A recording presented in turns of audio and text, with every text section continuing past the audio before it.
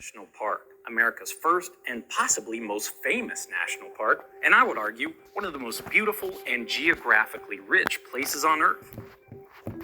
But this past June of 2022, many of those tourists, along with some of the permanent residents of the area, found themselves at ground zero of a natural disaster. Torrential rainfall in Wyoming and Montana brought widespread flooding to the streams and rivers that flow through this treasured landscape and beyond. Homes, bridges, roadways, and utilities were swept away, and over 10,000 people were evacuated. As of this video's production, the National Park Service is still picking up the pieces and deciding how to restore the damaged infrastructure within the park. But while the NPS is busy with that monumental task, I wanted to share the engineering details we already know about what happened during the flood, how they might rebuild the roads and bridges stronger than before, and why they might not want to. I'm Grady, and this is Practical Engineering. In today's episode, we're talking about the 2022 Montana and Yellowstone floods.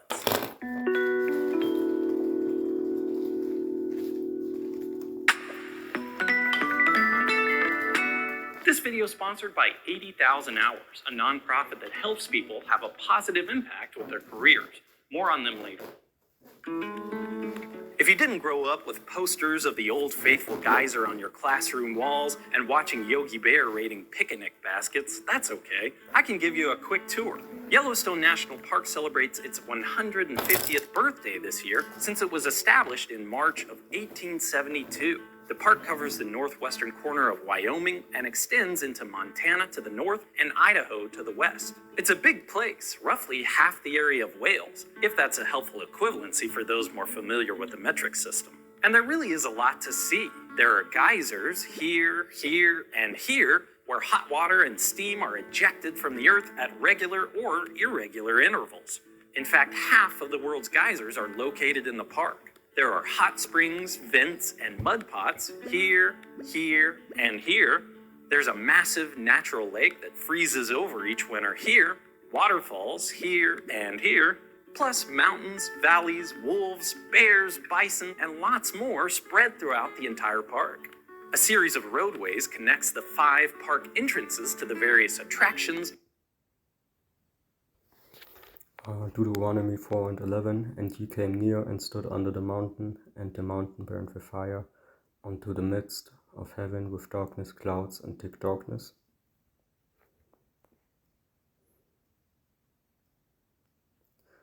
Psalms 97 and 5, the hills melted like wax at the presence of the Lord Yahweh Shem Eroshai, at the presence of the Lord Yahweh Shem Eroshai of the whole earth. Judges 5 and 5. The mountains melted from before the Lord, Yahweh Shem Eroshai, even that Sinai before the Lord Yahweh Shem Eroshai, God of Israel. Isaiah 34, 9 to 10. And the streams thereof shall be turned into pitch, and the dust thereof into brimstone, and the land thereof shall become burning pitch. It shall not be quenched night or day, nor day. The smoke thereof shall go up forever, from generation to generation it shall lie waste, none shall pass through it forever and ever. Jeremiah 51 and 25. Behold, I am against thee, O destroying mountain, said the Lord Yahweh Shem Eroshai.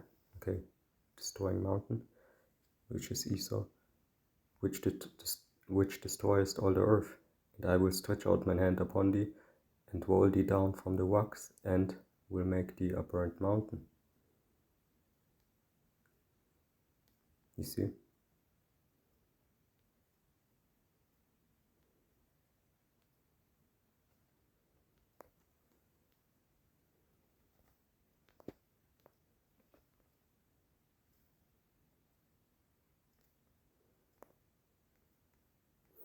Because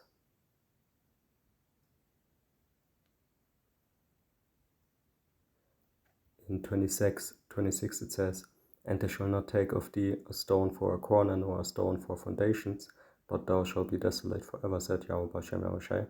You see? Because here you clearly see it talks about Babylon. 27, set ye up a standard in the land, blow the trumpet among the nations, prepare the nations against her, okay, which is Babylon, also the 10 horns. Call together against her the kingdoms of Ararat. Many Ashenats appoint a captain over her. Cause the horses to come up as the rough caterpillars. Prepare against her the nations with the kings of the Medes, the captains thereof, and all the rulers thereof, and all of the land, and all the land of his dominion.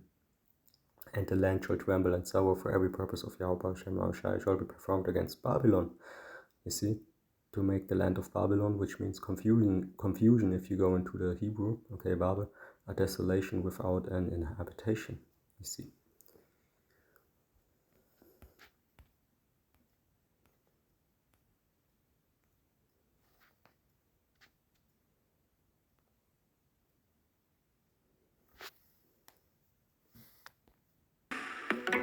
The USGS estimated that the Yellowstone River exceeded the 500-year flood stage nearly all the way to billions, wreaking havoc on the communities along the river. I've talked about this blank year flood in a previous video, but I'll explain it briefly here. Engineers can look at historical data to estimate a relationship between a flood's magnitude and its likelihood of happening in a given year. The 500-year flood is just a point on this line. Obviously, this is not an exact science for a bunch of reasons, but it's helpful for engineers, actuaries, and planners to think of flood magnitude in terms of its probability. Even though the name implies it can only happen once every 500 years, the actual definition is a flood magnitude with a 0.2% chance of being exceeded in a given year.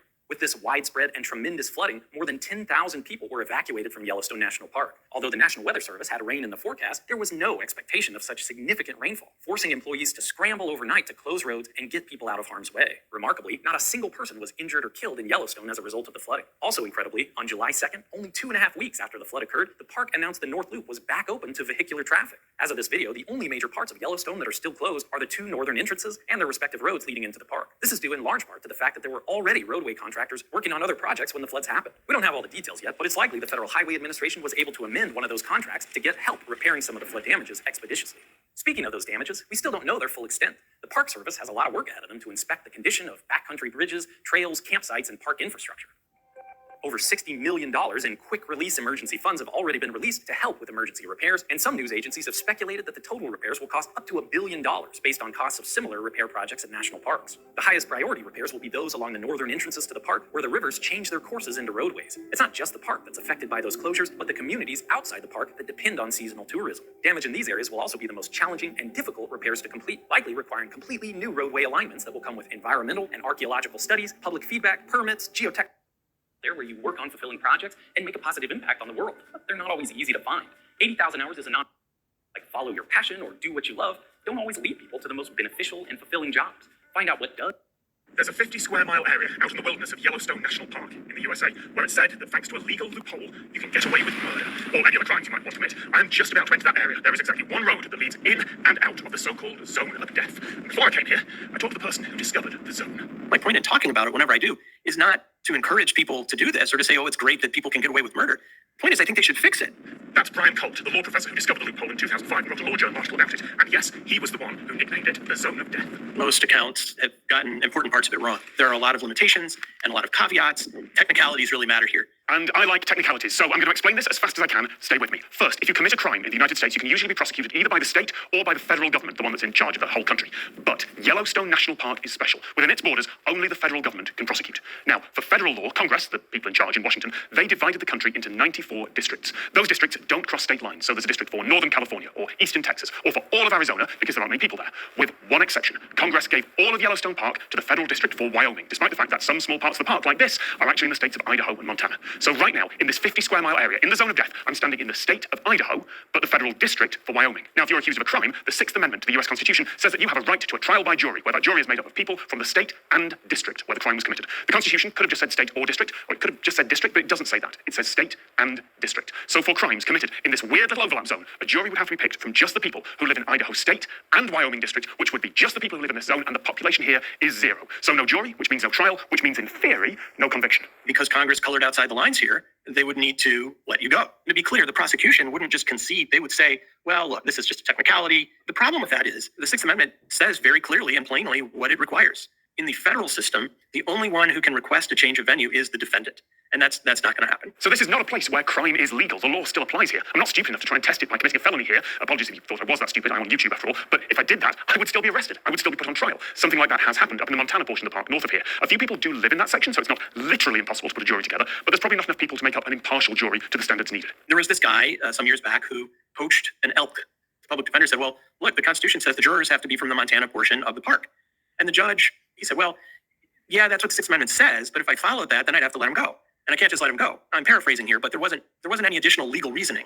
The legal histories of almost every country are littered with examples of people finding a way to bend the rules. A judge can sometimes just decide to do things their way, either for good or ill. In that case in Montana, the judge did just that. Well, the prosecutors didn't want him to appeal this. They said, look, if you plead guilty, we'll let you get a reduced sentence. But one of the conditions of this is you don't appeal the zone of death issue. And he took the deal. So there's clearly some reason for lawmakers. Okay. So let's bring these precepts out, because there's no place to be safe from Yahweh Shem Shai and his judgment. So that's why basically you will basically in this dead zone, so called, just look how they talked, kind of like children, man, these people, man, especially these American Edomites, man. Okay, but anyway, we will read Genesis 19 and 24. Let's read from 23. The sun had risen on the earth when Lot came to Zoar. Then the Lord Yahweh Shem Shai rained on Sodom and Gomorrah sulfur and fire from the Lord out of heaven. Okay. So what a volcano, what heat it has, you see, and that's even a heat I believe was used with Sodom and Gomorrah, man. Okay. And he overthrew those cities and all the valley and all the inhabitants of the cities and what grew on the ground. But Lot's wife behind him looked back, and she became a pillar of salt. And Abraham went early in the morning to the place where he had stood before the Lord Yahweh Shem Shai, and he looked down toward Sodom and Gomorrah and toward all the land of the valley, and he looked, and behold, the smoke of the land went up like the smoke of a furnace, you see, or of a volcano, or whatever, you see, or a Yellowstone Park, 29. So it was that when God Yahweh Shem Shai destroyed the cities of the valley, God remembered Abraham and sent Lot out of the midst of the overthrow, when he overthrew the cities in which Lot had lived. Okay. Jude 1 and 7. Even as Sodom and Gomorrah and the cities about them in like manner, giving themselves over to fornication and going after strange flesh, are set forward for an example, suffering the vengeance of eternal fire. Okay, just like this end days will be the last this last judgment of this earth will be with fire, not with water. Okay, just like we can read, the Lord will not destroy earth with water again. Because there's a scripture that says Yahweh Shem Shai will not use water, again, to basically flood the earth when it was just Noah and his family surviving. Okay, there was water on the whole earth. So this was the first judgment. The second judgment, the last judgment, will not be with water, and we can read it here, but with, exactly, Genesis 9 and 11. And I will establish my covenant with you, neither shall all flesh be cut off any more by the waters of a flood. You see, neither shall there any more be a flood to destroy the earth. And how do we know that the last judgment will be by fire? And we already was reading it, you see, when it talks about Babylon being destroyed, things like that. But here the furthermore proof, Revelation 20 and 14, Babylon is America, if you don't know, and death and hell were cast into the lake of fire. This is the second death, you see.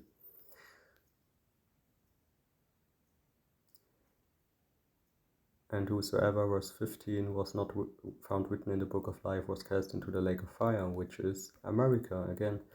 Okay, every place where a nuclear ICBM missile hits will be eventually a lake of fire. Okay, not just America will be, there will be other places also where missiles will be shot at, okay?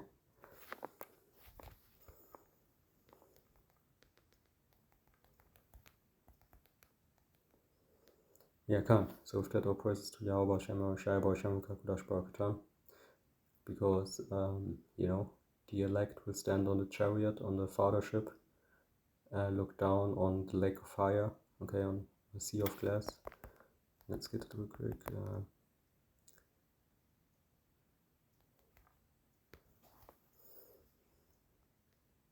Did I say sea of glass? Revelation 15 and 2, and I saw as it were a sea of glass mingled with fire, and them that had gotten the victory over the beast and over his image, you see. So the sea of glass will be the window where you can stand on, you know, you have these modern grounds where you can stand on, but really you're standing on glass. This is just like the chariot. If we just imagine if we are all on the chariot, you have a ground that is made out of glass. And why is that? So you can look downwards and you can see basically the lake of fire, or basically these people burning. Had gotten the victory over the beast. Who's the beast? Exactly the cave people, okay, especially Edom, okay. ESAU, which is the worst Eden, but you have more Eden. And over his image, and over his mark, and over the number of his names, then stand on the sea of glass, having the harps of God, you see. Shalom.